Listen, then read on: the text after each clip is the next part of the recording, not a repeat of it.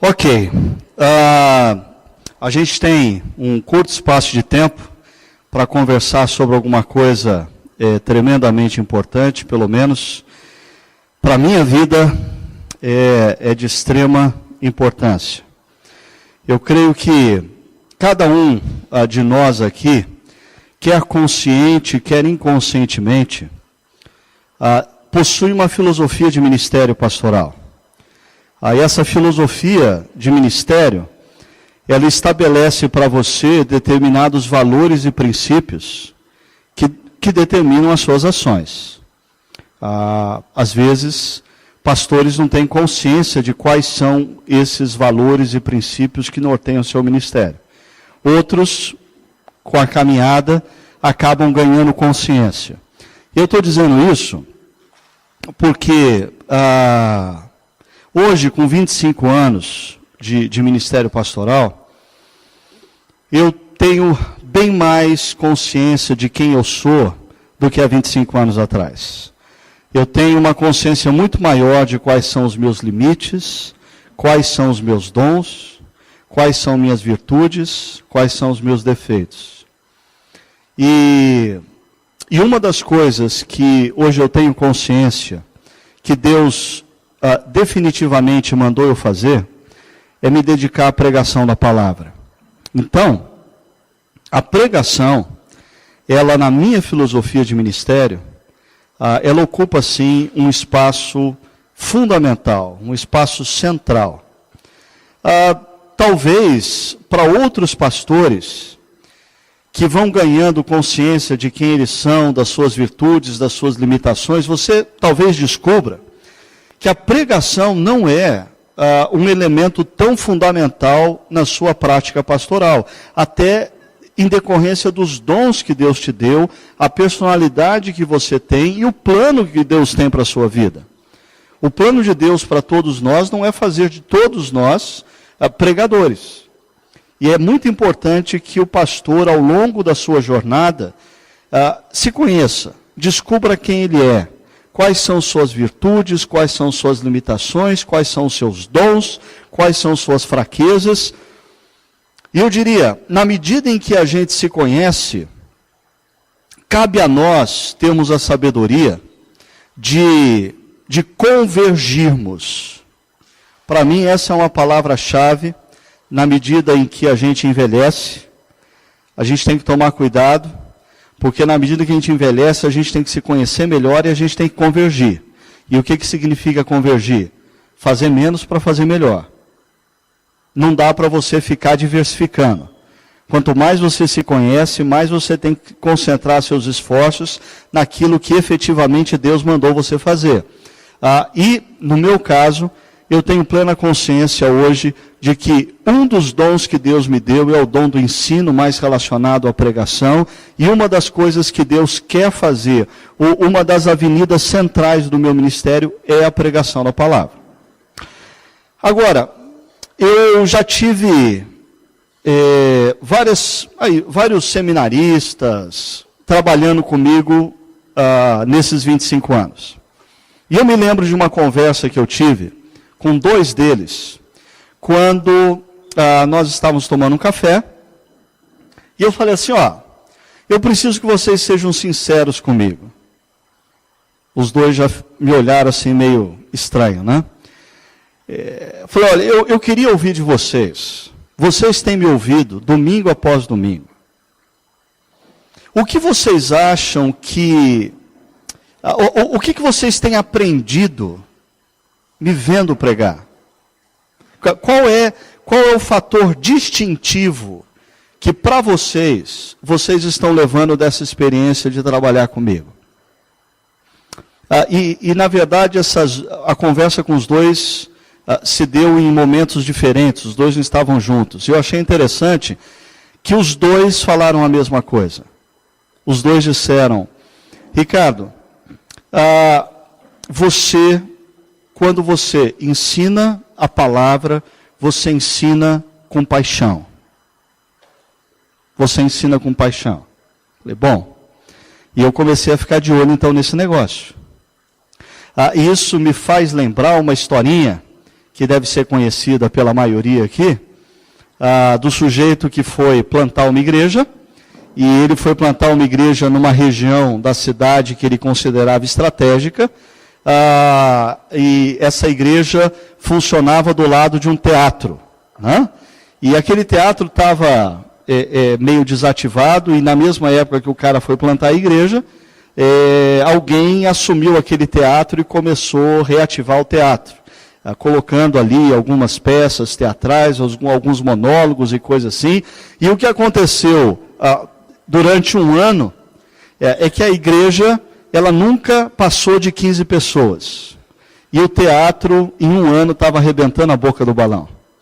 E aí um dia o plantador, ele ouviu uma aula do CTPI, que ele tinha que fazer contato na região, que ele tinha que entrar em contato com as pessoas, que ele tinha que conhecer a cultura da região. Então ele foi visitar o diretor do teatro, e conversa vai, conversa vem.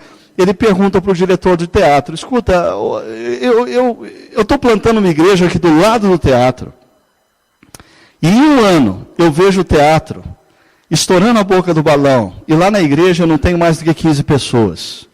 Qual que é a sua perspectiva disso? O diretor disse: eu já tive na sua igreja um dia.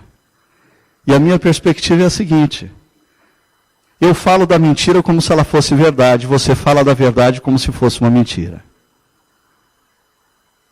E tem muito pregador que prega a palavra de Deus e é difícil de acreditar que ela é verdade.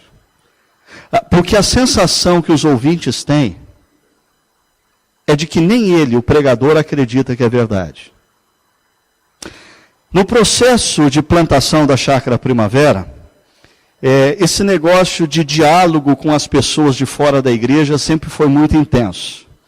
E eu me lembro que nós começamos no primeiro ano a Chácara Primavera, e quando chegou em dezembro do primeiro ano, nós íamos entrar em janeiro. E como plantador eu não ia ter férias, porque quando você começa uma igreja, eu costumo dizer o seguinte: quer plantar uma igreja?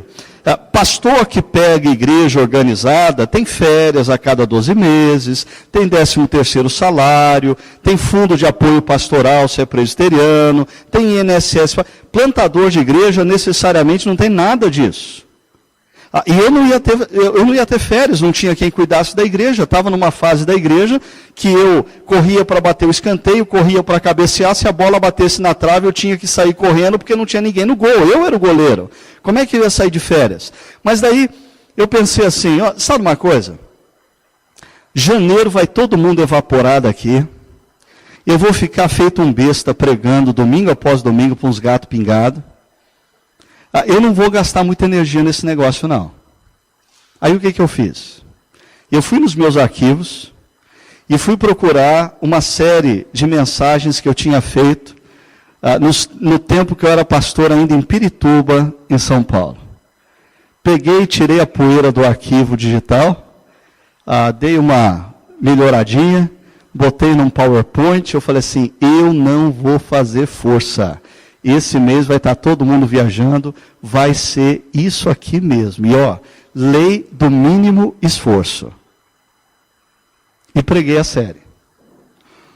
Aí, um dia eu estava com um casal, que eles não eram nem membros da igreja ainda, e estava tomando um café com eles, e eu fiz a pergunta que eu sempre fazia para as pessoas de fora da igreja: escuta, mas me conta aí, o que tem chamado a atenção de vocês na nossa comunidade? O que é estranho para vocês na nossa comunidade? E aí eu fiz uma pergunta mais objetiva para eles. O que vocês têm achado das pregações, das mensagens da nossa comunidade? E foi interessante que eu ouvi da mulher, porque o homem é todo, né? A mulher não, a mulher foi espontânea, ela falou assim: Ricardo, quer que eu seja sincero com você? Eu falei: claro que eu quero que você seja sincero. Ela disse: eu tenho gostado muito das mensagens que eu escuto na comunidade. No entanto, essa última série foi meio estranha. Eu falei: estranha por quê? Ela falou: a verdade é que dá a impressão que nem você acreditava no que você estava falando. Eu fiquei pensando, por que será? A resposta, porque eu entreguei aquelas mensagens sem paixão. Aquilo tinha sido preparado por mim há 10 anos atrás. As informações podiam ser até interessantes, mas elas não tinham mais conexão com o meu coração. Quando eu falava daquelas coisas, eu não transmitia mais convicção, porque talvez nem eu mesmo me lembrasse por que eu havia chegado àquelas conclusões e para que aquilo servia na vida das pessoas. Então, eu tentei organizar o material aqui para vocês, e vocês têm isso no CD, né? Eu acho que o pregador, dentre outros desafios, aqui nesse seminário nós estamos falando de 2 grandes desafios. O primeiro é elaborar com a mente. E alguém já disse que no processo de elaborar, você pode dividir esse grande desafio de elaborar com a mente em 2 grandes desafios. O primeiro é você reunir material suficiente para pregar. O segundo é você decidir o que você não vai pregar do material que você reuniu, né? Não sei se você já percebeu isso. Você tem um desafio, você tem que falar para a igreja na próxima semana sobre plantação de igrejas no mundo contemporâneo. Aí você fala, meu Deus, como é que eu vou pregar sobre isso? Aí você começa a catar material, e cata artigo na internet, e cata texto, e cata palestra, e pega a frase, e pega livro, e lê um capítulo, e lê o outro, e de repente você tem um segundo grande desafio. De tudo aquilo que você tem, o que você vai levar para o seu público? O outro lado do desafio é como você vai comunicar isso. E aí, eu confesso que eu não sei se existe pulo do gato. Eu não sei se existe como ensinar a pessoa a fazer isso. Porque eu diria que está diretamente ligado ao conteúdo do que você vai transmitir, estar falando tão alto no seu próprio coração, que isso acontece quase que espontaneamente. Mas vamos tentar organizar isso da seguinte forma. Eu acho que o elaborar com a mente é a área do estudo, da reflexão, e eu vou dar algumas dicas para vocês, a partir do que tem sido a minha experiência pessoal. Do outro lado, nós temos a comunicação, que é paixão, que é volição, que mexe com o desejo das pessoas de se moverem de onde elas estão, para onde Deus quer que elas estejam. Agora, vamos falar primeiro de uma coisa que para mim está por detrás disso tudo. Você tem esse quadro no CD, então você não precisa ficar preocupado em anotar tudo, e talvez alguns lá de trás nem consigam ler o que está escrito aqui. Mas eu queria convidar você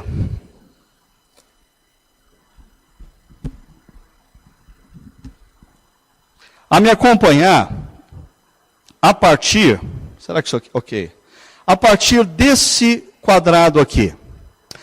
Porque uma das perguntas que eu sempre faço para os meus alunos no seminário é, quando você vai pregar, aonde começa a sua pregação? E eu diria que, para muitos pastores, plantadores ou revitalizadores, infelizmente, a pregação começa no livro que ele está lendo. A pregação começa no curso que ele está fazendo. E hoje em dia, às vezes o curso que ele está fazendo é psicologia, é pedagogia, é filosofia, e ele começa do curso ou do livro. Eu tenho aprendido uma coisa nesses 25 anos. A minha pregação começa aqui, nos relacionamentos, nos encontros informais, nos aconselhamentos, na visitação. E para mim, isso aqui é tão importante que, por talvez nos últimos 3, 4 anos, por diversas vezes, líderes da minha comunidade se aproximaram e disseram assim: pastor, o senhor deveria se concentrar tão somente no ensino e na pregação. Esquece as outras coisas da igreja. O senhor não tem que ficar se desgastando com aconselhamento, com visitação, com encontro. Se concentra naquilo que Deus quer que você faça. Eu digo, não. Se eu fizer isso, eu perco a matéria-prima da minha pregação.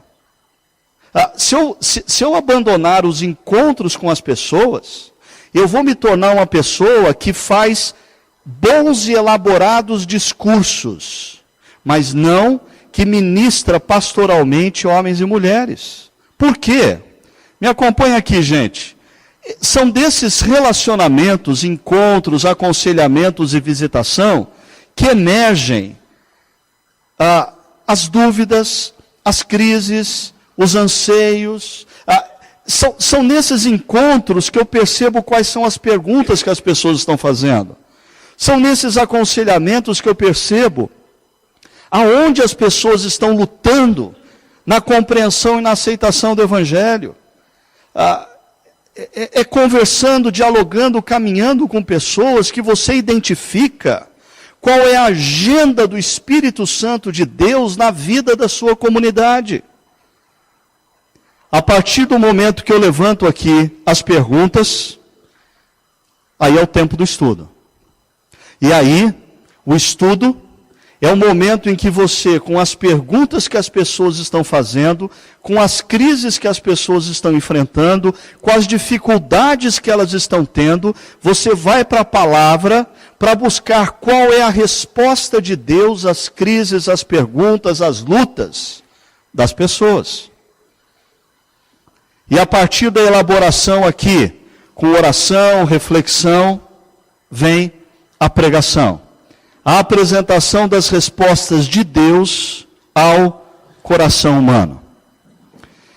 Não sei se você percebeu, mas eu fiz uma divisão nesse gráfico entre duas áreas relacionadas à mente.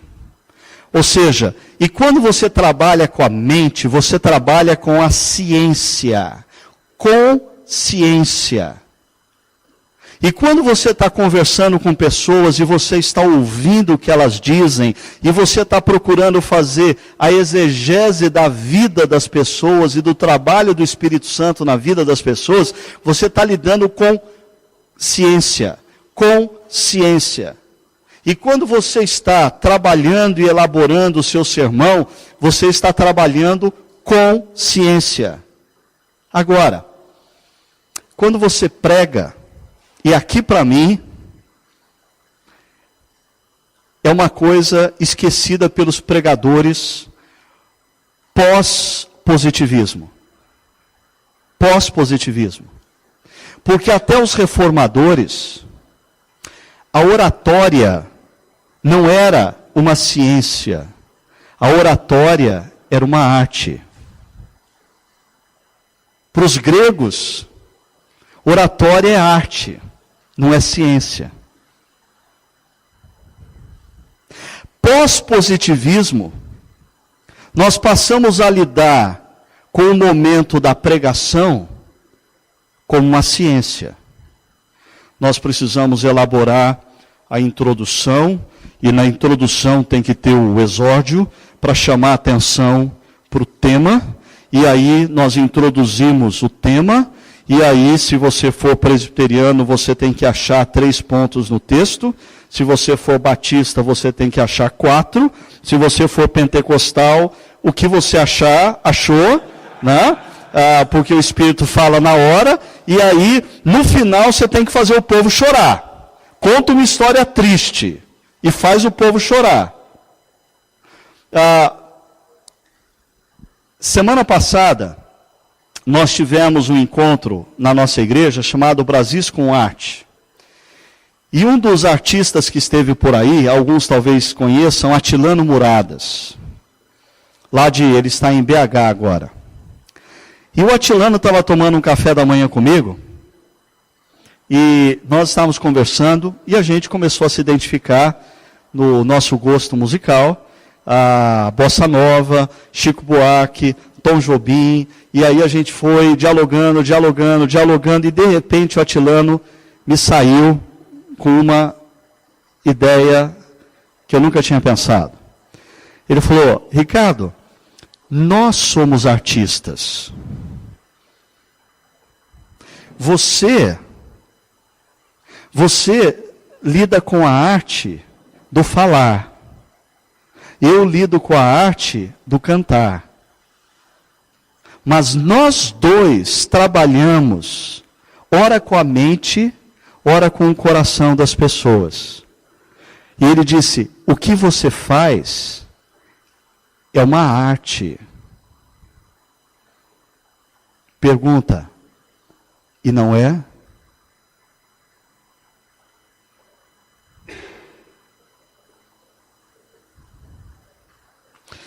Eu parar de falar no momento apropriado e fazer você pensar, não é uma arte? E a pergunta é: quantos de nós pastores temos trabalhado com a pregação como uma arte? Eu diria que especialmente os pastores de linha, de denominações mais históricas, eles foram formados para acreditar que o que eles precisam fazer é preparar a pregação, a parte amarela ali, ou creme, alguma coisa assim. E é interessante, eles não gastam nem sequer 15 minutos para pensar como eles vão apresentar a pregação. Porque eles se esqueceram que pregar é uma arte. E eu vou além. Os encontros pastorais, informais, no aconselhamento, na visitação, eu diria, também é uma arte. Existem pastores que visitam para a estatística que tem que apresentar no final do ano para suas denominações. Então, fulano está doente? Está doente, vamos lá. Então, e chega lá e lê o mesmo texto e faz oração e vai embora. Né? E se tiver na casa 4 pessoas, ele conta como 4 visitas, porque o importante para ele é a ciência. É quantas pessoas eu visitei. Agora, a diferença da visita pastoral para outra visita qualquer é a arte de ser pastor. É a capacidade de entrar numa casa e perceber os movimentos do coração das pessoas, e perceber as angústias das pessoas, e perceber os medos das pessoas. Um encontro pastoral faz diferença quando aquele que dirige o encontro é alguém que sabe lidar com a arte de ser pastor.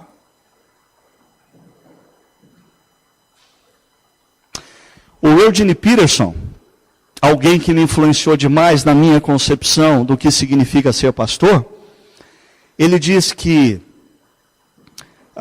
os pastores da atualidade, quando eles falam, quer no púlpito, quer nos encontros informais, aconselhamento e visitação, eles fazem uso ou da linguagem descritiva, que é a linguagem científica, ou da linguagem motivacional, que é a linguagem do marketing. E ele diz, essas duas linguagens não são concebíveis na prática pastoral. E aí deixa eu te dar um exemplo do que o Eugene Peterson está dizendo por linguagem descritiva. O sujeito vai pregar domingo, ele diz: queridos irmãos, hoje vamos abrir as nossas Bíblias em Efésios capítulo 2.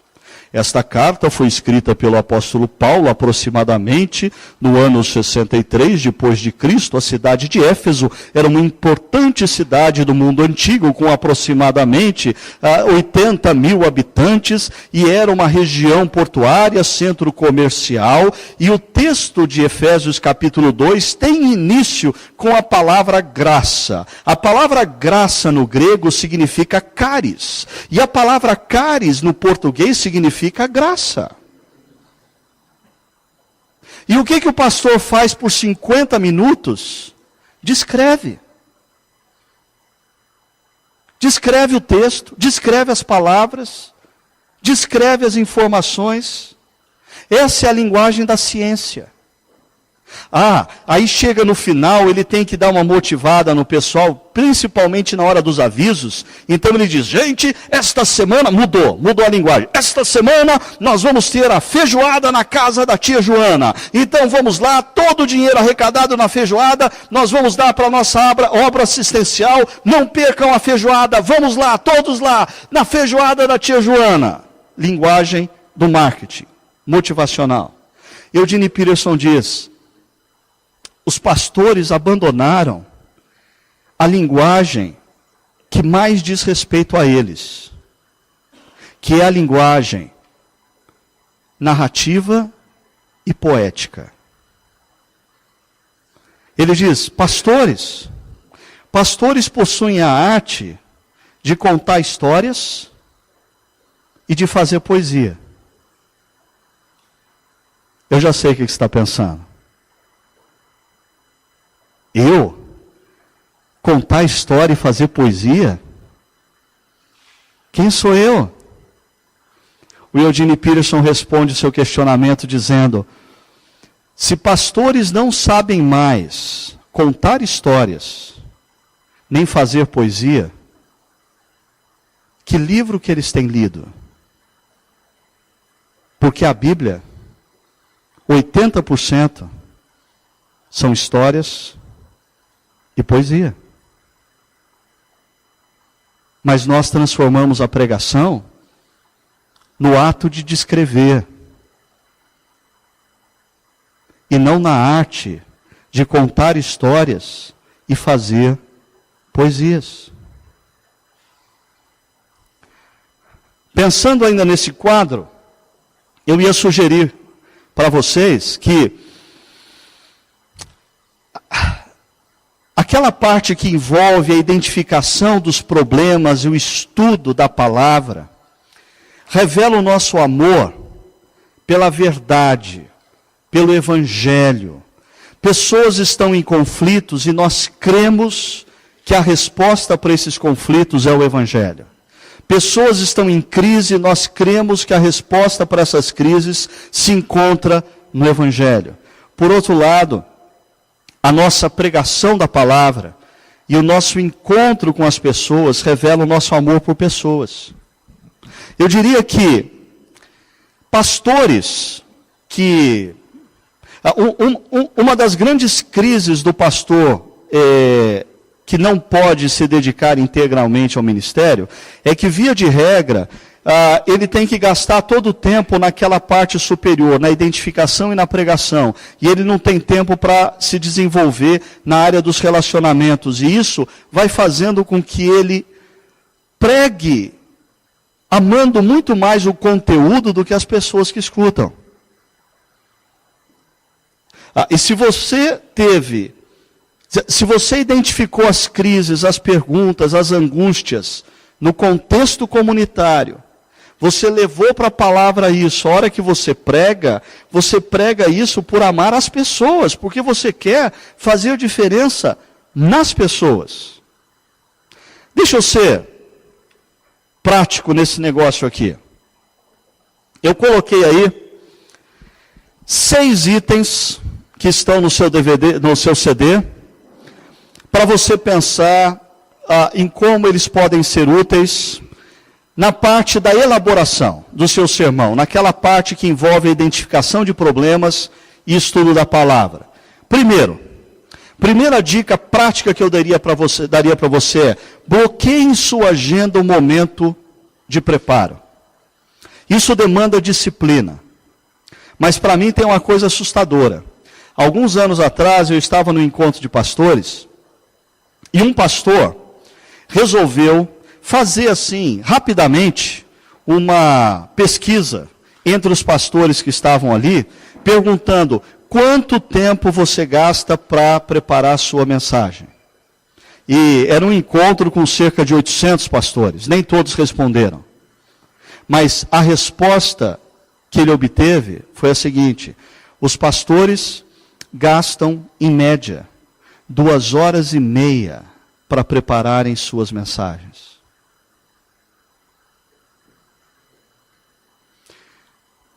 Meu querido, se você está nessa média, de 2 uma, ou você é um cara muito especial e eu te admiro por isso, ou você está brincando com o ministério que Deus te deu da pregação da palavra. Porque eu não consigo. Eu não consigo. E tem mais. Quando eu estava começando a Chácara Primavera e fazia seminários como esse, eu falava para o pessoal que eu gastava 10 horas para preparar um sermão. A Chácara Primavera fez 11 anos. E eu queria te dar uma triste notícia. Cada ano que passa, eu preciso de mais tempo para preparar o sermão. Não está ficando mais fácil, está ficando mais difícil. Porque eu preciso sempre recorrer a outras ideias, a outros conceitos, a falar as mesmas verdades de uma maneira diferente, para tentar chegar no coração das pessoas. Agora, isso demanda disciplina. Não existe outro segredo. Disciplina. De você dizer, bom, sexta-feira vai ser o meu dia de preparar a mensagem, quarta-feira vai ser o meu dia de preparar a mensagem, e realmente se dedicar naquilo. Agora, deixa eu aproveitar e entrar numa outra área aqui. Porque nós, pastores, quer plantadores, quer revitalizadores, na cultura brasileira, o CTPI já identificou isso fazendo avaliação de mais de 200 plantadores. Um dos pontos mais complicados para plantadores brasileiros se chama disciplina pessoal. A dificuldade com a disciplina pessoal. E eu vou dar um exemplo. O sujeito fala assim, bom, de quarta-feira eu vou preparar o sermão, e para preparar o sermão eu vou ficar em casa, porque eu não vou nem para a igreja, para ninguém me achar lá, e eu já vou avisar os meus líderes, presbíteros, diáconos, que eu vou preparar o sermão. Ok, ele está estudando, ele está em casa. Aí, a esposa diz assim, querido, acabou o gás, será que você podia ir comprar um botijão de gás? Quando ele volta, a filha fala assim, pai, eu estou precisando dar um pulinho na escola, o senhor podia me levar? Sabe o que eu tenho aprendido? Isso revela que nem a família do pastor acredita que o que ele faz é importante. E você pode me achar um pai cruel ou um marido carrasco. Mas ao longo dos anos, eu determinei uma coisa em casa. Quando eu estou no escritório em casa, eu não estou à toa, eu estou trabalhando. E o que eu faço é muito importante. É muito importante. Gente, eu tenho aprendido uma coisa na minha vida, que passa pela pregação. Não existe como você crescer sem disciplina. Se você não estiver disposto a se disciplinar, não existe crescimento. O único caminho para você crescer é disciplina. Determine na sua agenda qual é o tempo que você vai gastar no preparo do sermão. E dedique-se a isso. Passe a se dedicar a isso. Segundo, identifique as perguntas do seu público. Aquele ciclo pastoral. Quais são as questões, quais são as crises, quais são as perguntas que as pessoas estão fazendo. Terceiro, estude com profundidade o texto a ser abordado. Eu queria que você prestasse atenção numa coisa aqui. Para quem acompanha um pouco do nosso ministério, vocês sabem, eu sempre digo que a gente precisa na pregação trabalhar com duas coisas. Primeiro, integridade para com a palavra. Segundo, relevância para com a cultura. A gente tem que pregar a palavra com integridade, com relevância para com a cultura. Só que tem gente que, escutando essas coisas, eu tenho percebido o seguinte: às vezes o cara gasta tanto tempo, tentando identificar a relevância para com a cultura, que não expõe o texto bíblico. E entre o pessoal até mais próximo meu, eu tenho falado, escuta, volta para a Bíblia, primeiro estuda o texto bíblico, primeiro disseca o texto bíblico, primeiro procura elaborar o que o texto bíblico diz.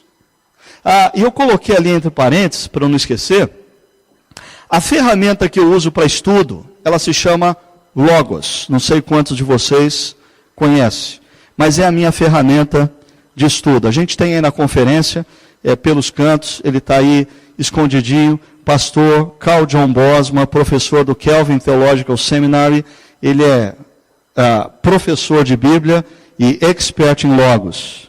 Se você quiser mais informações, encontre ele por ali e dê uma cantada nele para saber quando que ele vai poder estar no Brasil outra vez para ensinar você a lidar com Logos. Mas para mim o Logos facilita grandemente porque eu tenho ali, eu posso consultar os textos originais, eu posso consultar dicionários teológicos, eu posso consultar dicionários exegéticos, eu posso consultar comentários, eu posso consultar referências as mais variadas, e é o momento que eu trabalho com texto.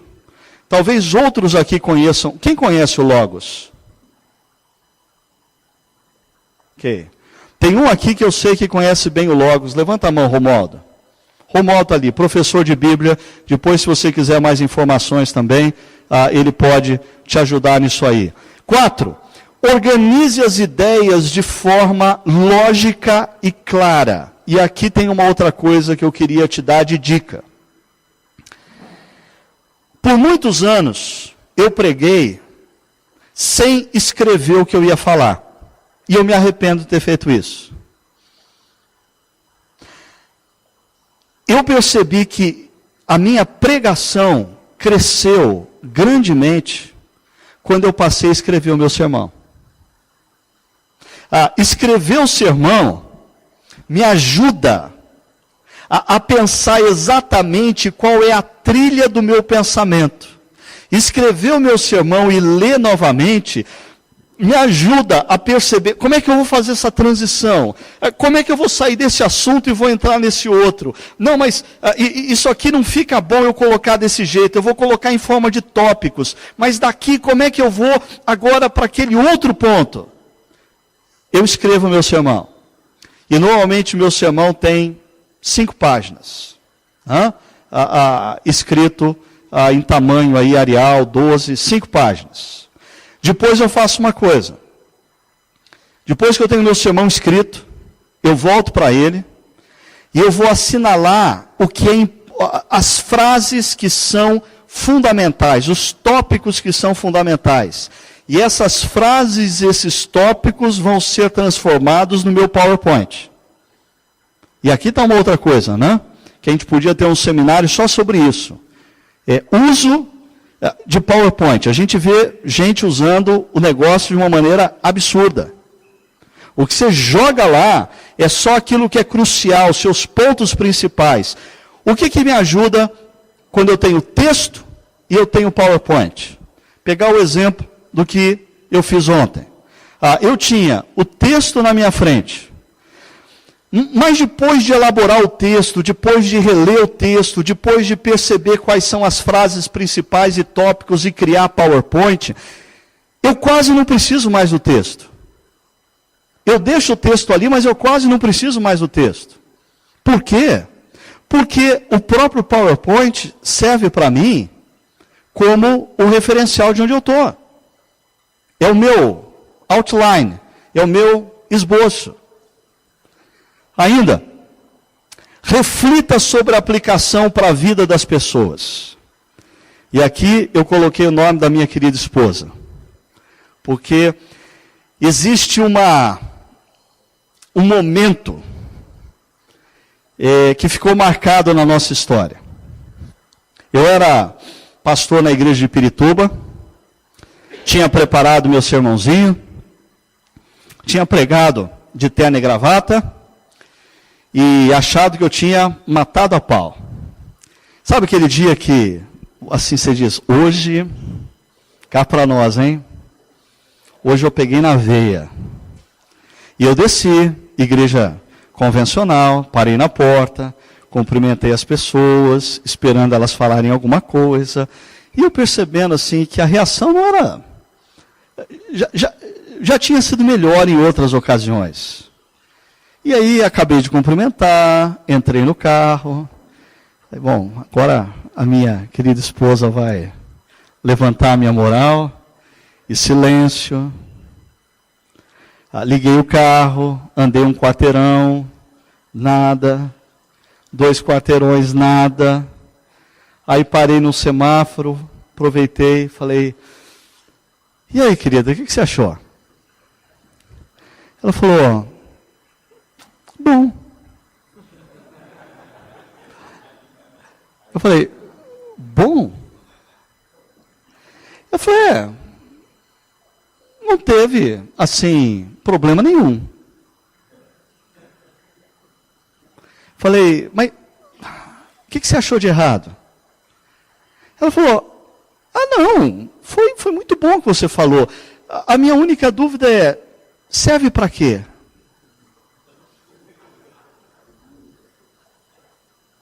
Serve para quê?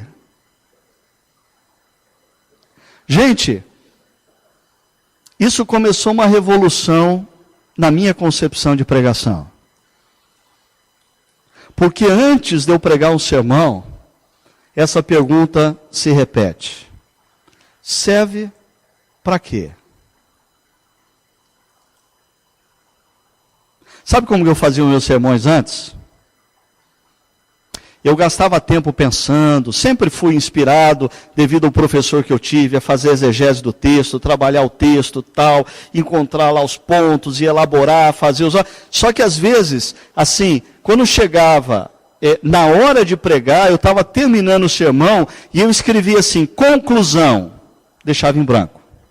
Por quê? Não, conclusão é a parte mais fácil do negócio, não é? Conclusão a gente inventa na hora. Conclusão a gente deixa acontecer. Sei lá, se não der inspiração na hora, na conclusão a gente repete os pontos e fecha, faz uma oração. O Randall Robinson, aquele que escreveu Pregação Expositiva, ele tem um artigo que ele diz que as maiores heresias do púlpito emergem na conclusão. Por quê? Porque os pastores não elaboram e não pensam antecipadamente na pergunta que a minha esposa fez para mim. Serve para quê? E por último, busque formas para aplicação da mente ao coração. Músicas, filmes, frases de impacto, histórias. Mas eu queria dizer para os jovens plantadores e pastores aqui presentes o seguinte. Você percebeu aonde que está esse ponto?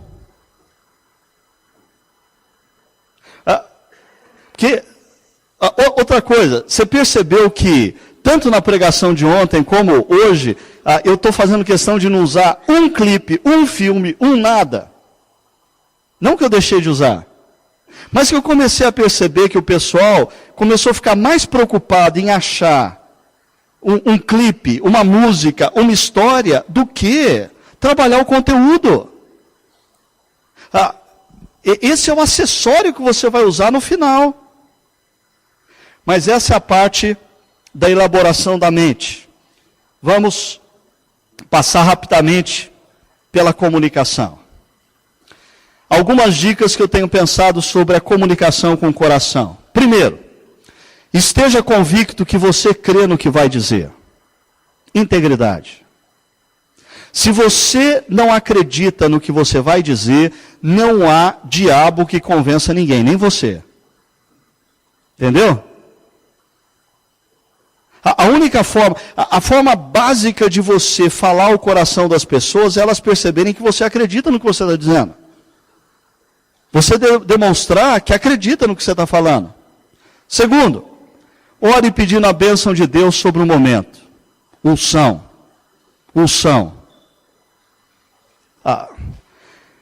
Eu preparei meu sermão, eu trabalhei o texto, eu trabalhei o PowerPoint, eu busquei algumas inserções para aplicar. Agora, Senhor, se o Espírito Santo não agir, ninguém vai mudar uma vírgula. Eu quero ser usado pelo Senhor. Seja misericordioso para comigo, me usa. 3. Siga o plano, mas com sensibilidade e naturalidade. Por que eu estou colocando esse ponto? Eu não disse para você escrever um texto para subir no púlpito e ler esse texto. Isso é matar o seu público. Para com isso. Para com isso. Eu preparei o texto, eu tenho um plano, uma sequência lógica, racional. No entanto, eu estou comunicando a palavra às pessoas e eu estou atento ao que está acontecendo. De repente eu percebo que o Marco está dando umas pescadas. O que eu faço? Eu me movimento um pouquinho mais na direção dele no púlpito. Na chácara, não sei se vocês perceberam, a gente tem uma escada que eu chamo de escada maldita, que desce assim, ali na frente. A gente procura manter aquela escada fechada, mas de vez em quando o visitante não sabe disso e está lá em cima e desce por ali. Né? Eu estou pregando e quando eu percebo que alguém vai descer por aquela escada, eu vou para o outro lado do púlpito e continuo pregando para todo mundo ficar olhando aqui para mim, porque se eles olharem para aquela pessoa, eu perdi as pessoas e eu vou ter que fazer força para reconquistar a atenção delas. Ou seja, eu tenho um plano, mas eu preciso ter sensibilidade para com o que está acontecendo no ambiente.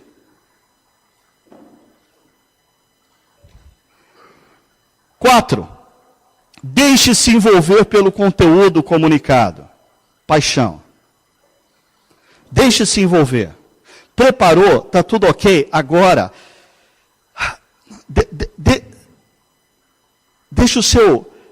deixa a sua alma se envolver com o que você tem que comunicar. Quinto, mantenha o contato visual com todo auditório. Com todo auditório.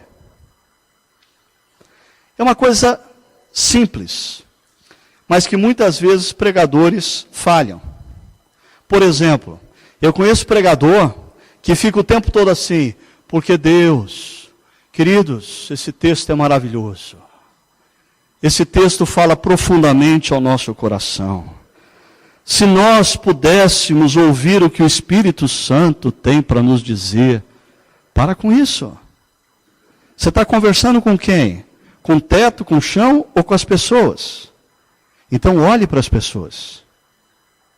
E procure ter contato visual com o maior número possível de pessoas. Aqui uma dica. Igrejas tradicionais, normalmente são salões compridos. Eu, por exemplo, eu percebo que é terrível quando você vai pregar num lugar aonde da metade para trás você não consegue enxergar os olhos das pessoas. O que? Pastor Davi do Chile está aqui? Não?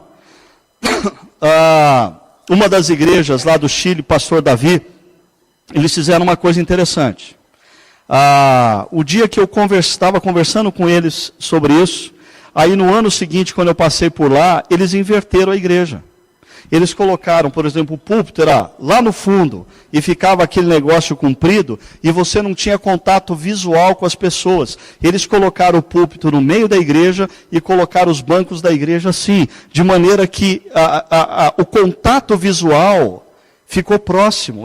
O pregador consegue enxergar todo mundo.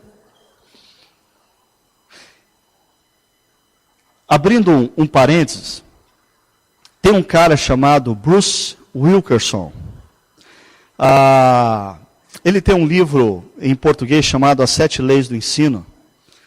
E eu tive o privilégio aí de uns 15 anos atrás fazer um curso com ele. E ele é um cara espetacular na área da comunicação. E ele conta que ele estava dando aula para um grupo mais ou menos como esse. E tinha um aluno que tinha ouvido falar que ele era fantástico em conseguir enxergar a fisionomia e notar todo mundo. E esse aluno resolveu afrontá-lo. Esse aluno pegou e começou a esconder a cabeça atrás da cabeça da pessoa que estava na frente, para ver qual que era a reação do Bruce Wilkerson. E ele começou a se mexer para enxergar o cara que estava. E daí um pouco o cara abaixava a cabeça e ele se movimentava na sala e tentava chegar perto do cara. E aí o cara começava a olhar para a janela, ele pegava e batia na mesa e chamava atenção. E ele ia mudando constantemente de técnica, até a hora que ele parou a aula, olhou para o rapaz e disse, me diz, qual é o seu problema comigo? Ele estava atento a tudo que estava acontecendo. E ele era capaz de mudar a estratégia de comunicação devido ao que estava acontecendo no ambiente.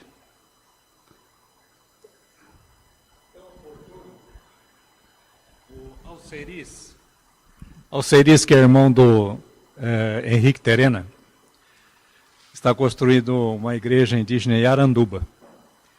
E aí levaram o projeto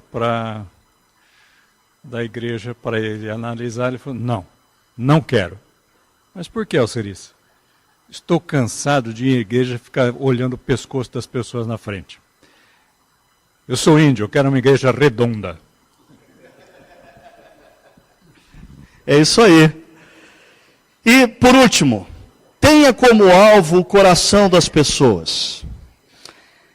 Por que eu coloquei Provérbios?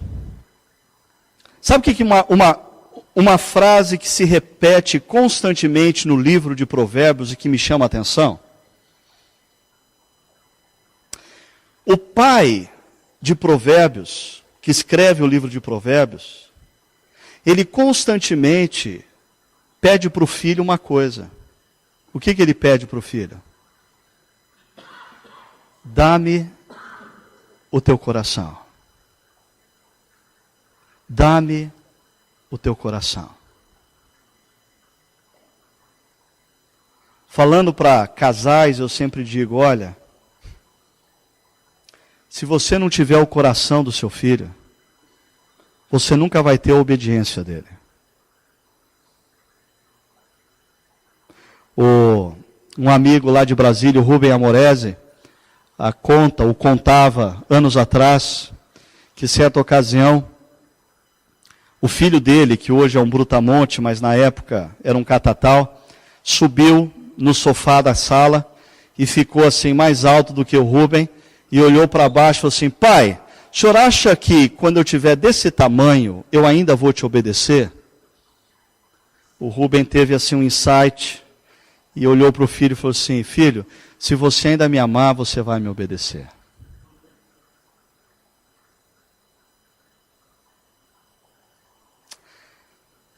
Tem pastor que quer a obediência da igreja.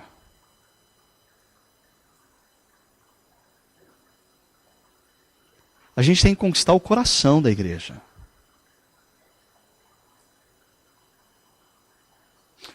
E coração não se conquista só com pregação. Se conquista com aquele ciclo que eu mostrei. Mas também com pregação. Quando pessoas são tocadas e elas têm a sensação de que você está falando com elas. Por quê? Porque você conhece as perguntas do seu povo. Você conhece os anseios do seu povo. Você conhece as crises das pessoas que você pastoreia.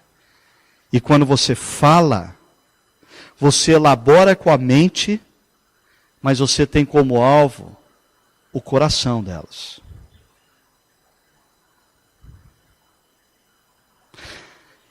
Eu acho que era só o que eu tinha. Será? Eu chamo a atenção para esses 2 versos de Deuteronômio, né?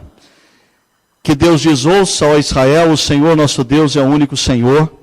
E aí, o que Deus pede antes da obediência é: ame o Senhor, o seu Deus, de todo o seu coração, de toda a sua alma e de todas as suas forças.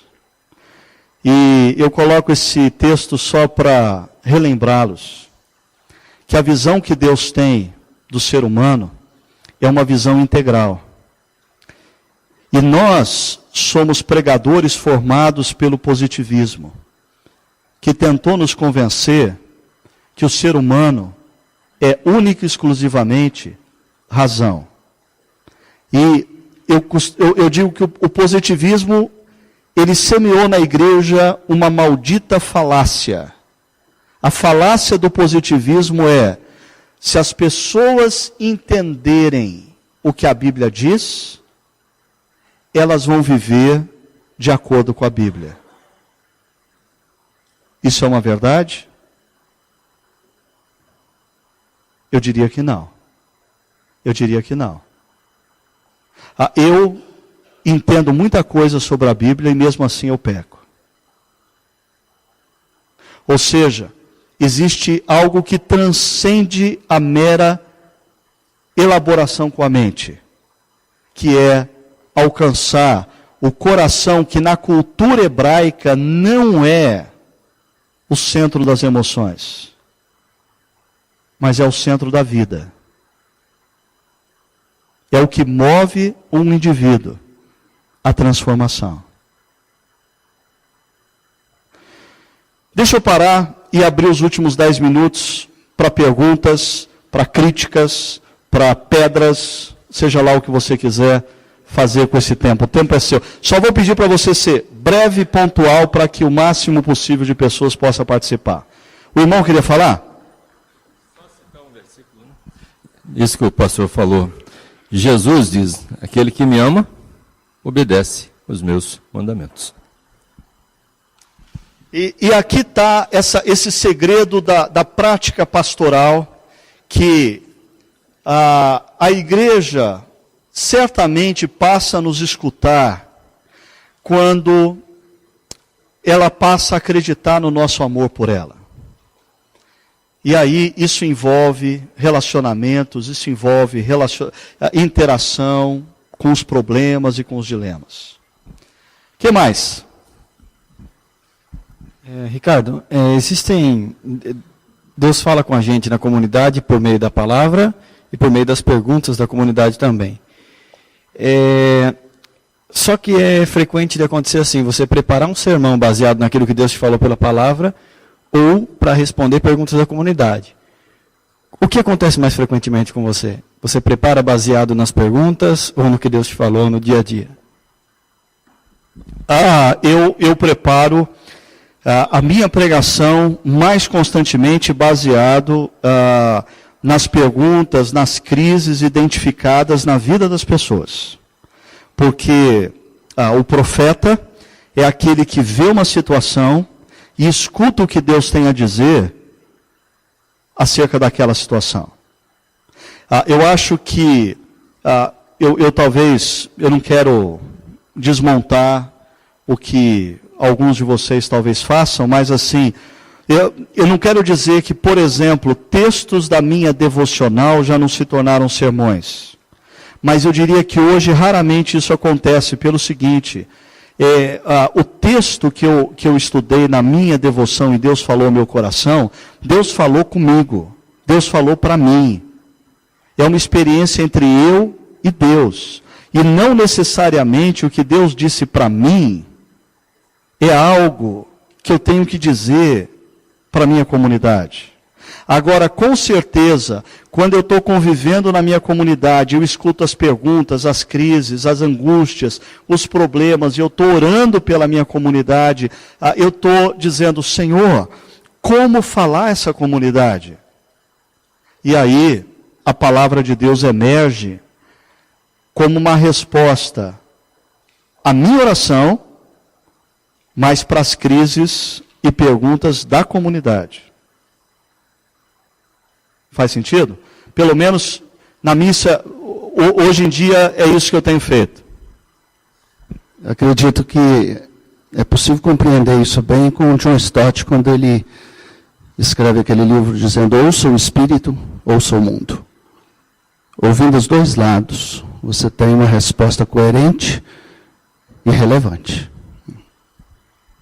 Excelente, irmão. Concordo plenamente. O John Stott foi um dos mestres em fazer isso que a gente está falando. E naquele livro que foi citado, Ouça o Espírito, Ouça o Mundo, John Stott, ele parte do seguinte pressuposto. Deus está se movendo e agindo a todo tempo em todos os lugares, por isso preste atenção. Os seus encontros não são meramente casuais. Deus está agindo na vida das pessoas, preste atenção. E isso é matéria-prima para a sua pregação. Preste atenção.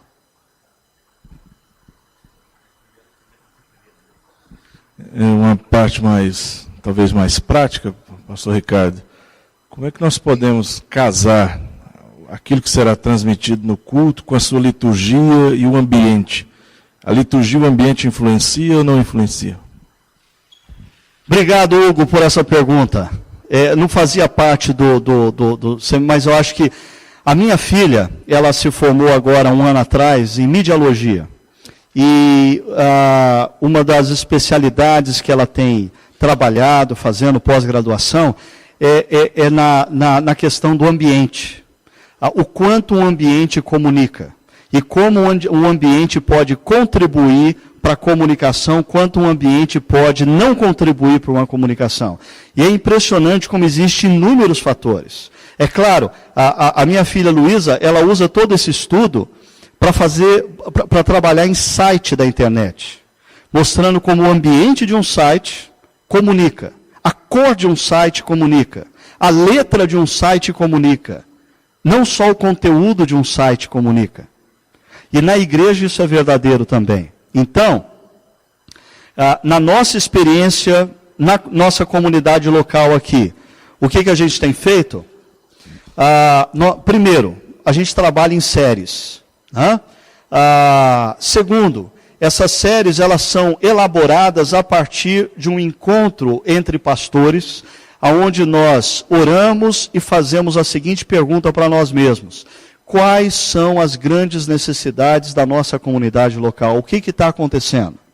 E a gente elabora a série e define mais ou menos qual vai ser a trilha dessa série e passa para o pessoal da música, que vai começar a trabalhar na elaboração. Às vezes eles fazem músicas relacionadas ao que a gente vai tratar. E a gente passa para o pessoal que faz aqueles cenários, que eles vão procurar tratar como a pessoa vai chegar no ambiente da igreja e tudo vai convidá-la a refletir sobre o que a gente está querendo comunicar. Então eu agradeço a sua pergunta. Eu sei que isso abre um espaço muito amplo, mas só pontuando, ambientes são sim importantes na comunicação. Desculpa, vai lá. Ligado à pergunta do meu colega aqui, se for partir para as perguntas da comunidade, as crises que eles estão enfrentando, eu acho que isso vai nos levar mais para um sermão tópico, temático. Né? Há um tempo atrás era muito... Tinha mais fama e todo mundo fazia mais propaganda do sermão expositivo, a pregação expositiva. Para o nosso contexto, a sua opinião, qual que é melhor? E eu queria acrescentar ainda mais uma coisa. Eu conheci aí um pregador americano que prega expositivamente, não só o texto bíblico, mas o livro inteiro. Às vezes gasta 2 anos pregando o livro e consegue abordar vários assuntos e escolhe os livros de acordo com o que a comunidade está passando também. Mas estuda a Bíblia inteira. Bom, primeiro, eu gosto da pregação expositiva, eu fui formado dentro do ambiente da pregação expositiva, aí eu sou adepto da pregação expositiva, mas há muito tempo eu deixei de ser refém da pregação expositiva, por uma razão simples. No Novo Testamento, já existiam os textos das Escrituras Sagradas do Antigo Testamento, e nenhum autor do Novo Testamento prega expositivamente o texto do Antigo Testamento. Então, a pregação expositiva, eu concordo que é a melhor forma de nós ensinarmos a Bíblia para o povo. No entanto, eu não acho que seja única. Eu não acho que... Eu não quero entrar, a gente não teria tempo, mas às vezes, cá para nós, a maneira que o nosso amigo, o apóstolo Paulo, usa os textos bíblicos, a gente fica arrepiado. A gente fica... O Martin Lloyd Jones acharia um absurdo. Né? Então, eu sou adepto da pregação expositiva, mas eu não sou refém dela. E o que a gente procura fazer é conciliar na série de mensagens. Existe sim a possibilidade de você conciliar. Por exemplo, se você vai fazer uma série de mensagens sobre sofrimento, você pode escolher 6 textos estratégicos do livro de Jó e abordar facetas do sofrimento a partir do livro de Jó. Esqueletos nos armários, a gente pregou expositivamente textos em 1 Coríntios. Já? Última. Eu ia fazer essa pergunta pela manhã, não sei se foi feito, eu tive que sair um pouco antes. Tendo em vista que esse ano nós abrimos um pouco a questão da revitalização, você acredita que, às vezes, muitos de nós, pastores, estamos há tempos no ministério e pregamos, mas esquecemos de identificar se a nossa igreja está passando necessariamente por uma necessidade de revitalização?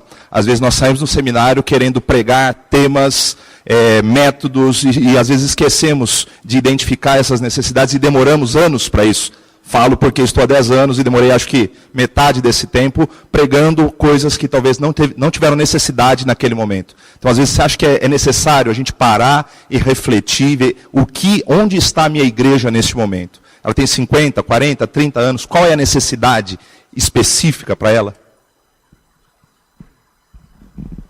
Se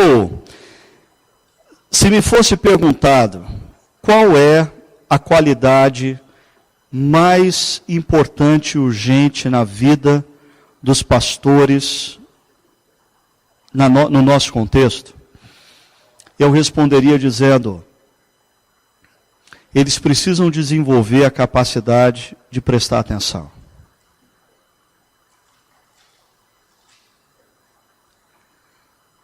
Prestar atenção no que está acontecendo. Prestar atenção no mundo. Prestar atenção no telejornal. Prestar atenção no que a pessoa que está na frente dele está falando. Prestar atenção na fisionomia daquela senhora que estava na igreja. Prestar atenção. Prestar atenção no que Deus está fazendo na sua própria comunidade local. Porque Ele está fazendo algo. O nosso papel é simplesmente colaborar com o que Deus já está fazendo. E se não der para colaborar, não atrapalha. Eu termino contando uma experiência própria. Quando eu me formei no seminário em 1986, era o auge em São Paulo da Igreja Batista do Morumbi, do meu querido e falecido Ari Veloso, que talvez vocês não saibam, mas era a nossa intenção tê-lo nessa conferência, para homenageá-lo, porque muito antes de qualquer pessoa falar de plantação de igreja, o Ari Veloso já estava no Brasil plantando igreja. Mas Deus o levou alguns meses atrás. E eu admirava ver o que o Ari Veloso fazia na Batista do Morumbi. E a Batista do Morumbi era um arsenal de músicos. Tinha gente assim caindo pelos ladrões. Eles conseguiam montar 20 equipes e ainda tinha gente sobrando. E aí eu fui pastorear a Igreja Presbiteriana de Pirituba. Qual era o meu sonho? Transformar a Igreja Presbiteriana de Pirituba na Igreja Presbiteriana Batista do Morumbi em Pirituba. E eu me lembro que num final de ano, eu estava escrevendo num papel, e eu tenho esse papel guardado até hoje, todo amarelado, os meus planos, como eu ia fazer isso?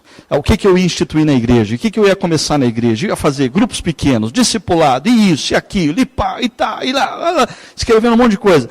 Aí, eu não sei explicar para você, não foi uma experiência sobrenatural, mas foi como se Deus se aproximasse, assim pelas minhas costas, e desse uma olhada por cima do meu ombro no que eu estava escrevendo, e me perguntasse, o que você está fazendo aí? Sem olhar para trás, eu respondi, fazendo uns planos para a tua igreja. Deus disse, será que eu posso dar um pitaco? Será que eu posso opinar nesse negócio? Eu parei de escrever, percebi a irreverência que eu estava tendo para com a noiva de Cristo, dobrei aquele papel e disse, Deus, qual é o teu plano para a Igreja Presbiteriana de Pirituba? Não é o meu, qual é o teu? Eu acho que o papel de um revitalizador é um papel de mentor comunitário. E uma das características que um mentor tem que ter é a capacidade de prestar atenção. Termino. Essa era a capacidade que Barnabé tinha. De olhar para Paulo e perceber que Deus estava fazendo alguma coisa ali. Quando ninguém conseguia acreditar. E de chegar em Antioquia, a gente nunca para pensar que Barnabé estava configurado tanto quanto Pedro pelo modelo Jerusalém. Mas quando Barnabé chega em Antioquia, ele é capaz de perceber Deus se movendo ali. Então concordo com você. Eu acho que na revitalização, e eu disse isso um pouco ontem, o que nós precisamos não são metodologias. Primeiro o que nós precisamos é prestar atenção. Antes de você chegar nessa igreja, Deus já estava trabalhando ali. Então a primeira coisa que você tem que fazer é perceber o que Deus está fazendo. E se juntar ao que Deus está fazendo. Bom, eu preciso parar. Tem um cafezinho para vocês ali. Antes disso eu quero fazer uma oração. Vamos orar. Senhor, eu quero pedir a bênção do Senhor sobre esses meus queridos irmãos e irmãs. São pessoas de lugares tão diferentes e que têm desafios tão distintos. Por isso eu te peço, Senhor, que a nossa reflexão dessa manhã seja usada pelo Senhor de alguma forma para encorajar cada um deles a desempenharem melhor a tarefa da pregação da Tua palavra. Senhor, aquece os nossos corações, para com a Tua palavra, e dá-nos maior sensibilidade para perceber o que o Senhor está fazendo na vida daqueles que nos cercam, especialmente aqueles que o Senhor tem nos confiado. Abençoa-os, ó Pai, e que essa conferência seja tempo de renovação de mente e de coração. Nós oramos em nome de Jesus. Amém.